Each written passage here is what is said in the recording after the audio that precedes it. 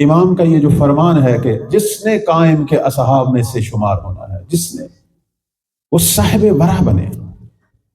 مقام ورع بہت بلند ہے،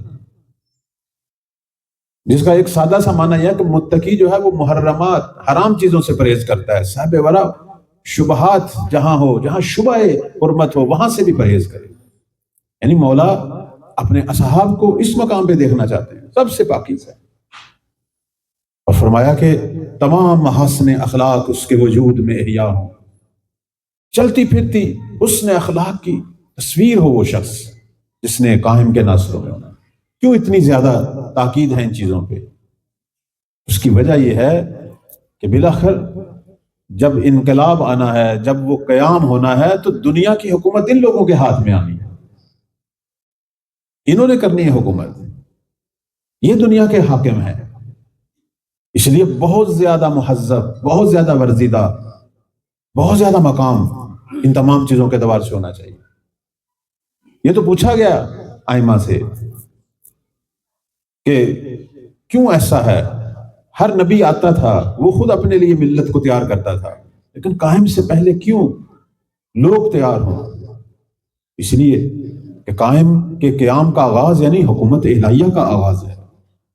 اس وقت پھر یہ فرصت نہیں ہے ملت کو تیار کرنے کی. ملت پہلے تیار، چونکہ سب کچھ بتایا جا چکا. میں نے شاید کل بھی عرض کیا کہ یہی ناصر، 313 ناصر، یہی اصحاب، ان کی خصوصیات موجود ہیں. آپ ابھی اپنے موبائل پہ صرف اتنا لکھیں انصار امام زمان کی صفات، صرف اتنا لکھ دیں، ایک لسٹ آپ کے سامنے آ جائے گی. موجود ہیں، بتایا گیا ہے. صرف ہم اس وادی میں خود قدم نہیں رکھ رہے.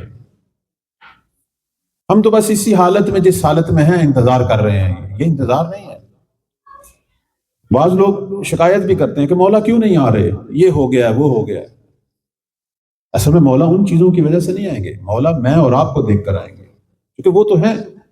ہمیشہ ہر دور میں زلزلے ہیں، بیماریاں ہیں، تختے حکومت جو ہے الٹ رہے ہیں، غارت گری ہے، خون ریزی ہے. یہ کوئی نئی بات نہیں ہے. لیکن یہ سارا سلسلہ کب رکے گا؟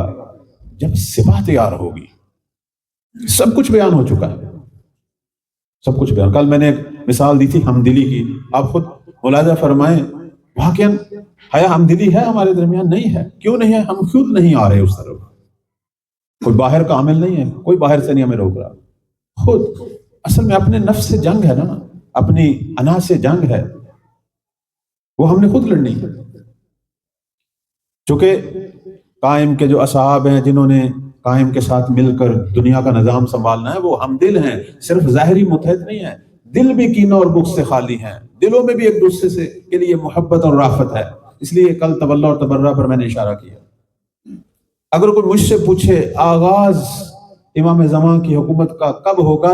جب ہمارے اندر تولا پیدا ہوگا، جب ہمارے اندر اہل ایمان کی فقط محبت ہوگی، اہل ایمان کا کوئی کینہ بغض نہیں رہے گا. پھر آپ دیکھیں یہ ساری چیزیں ٹھیک ہوتی ہوئی دیکھیں گے.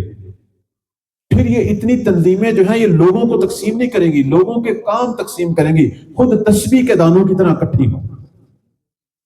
آج تو لوگ تقسیم ہو رہے ہیں. ہر آدمی اپنی انا، اپنی چھوٹی چھوٹی بات پہ، چونکہ اندر سے تربیت نہیں ہوئی.